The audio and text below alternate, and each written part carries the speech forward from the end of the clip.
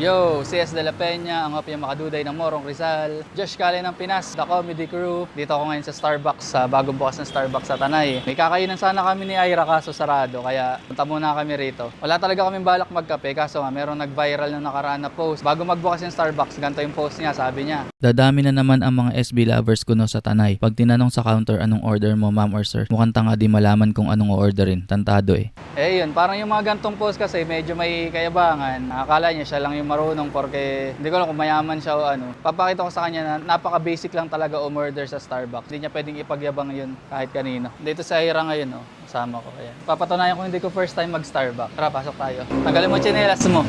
Ha? Hindi. Hindi, tatanggalin ng tsinelas. Yung ibang Starbucks na napasok ko, tatanggalan ng tsinelas. Iba ba yun? Iba yung policy rito sa Tanay. Iba yung Starbucks nila rito. Mas maganda.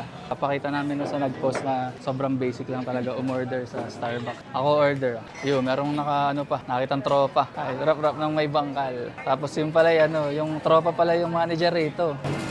Si, Sir Daniel. Pagmana ng Starbucks.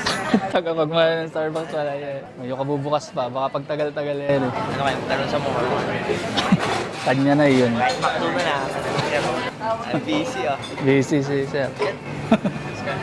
Oh, shit. Next na kami sa pila. Papakita kung gaano kadaling umorder. Masyadong mayabang kasi yung yung nag-post eh. Ayan, next na kami.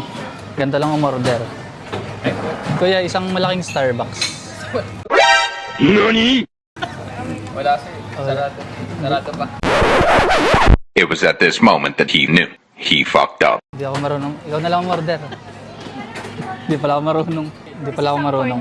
Yan, hindi pala ako marunong. Iba pala yung Starbucks na in-order ko rate. Kasi rate, sinasabi ko lang, isa nga pong Starbucks yung malaki. Tapos paki-plastic. Ganyan. Iba pala yun. Yun naman napag-aaralan.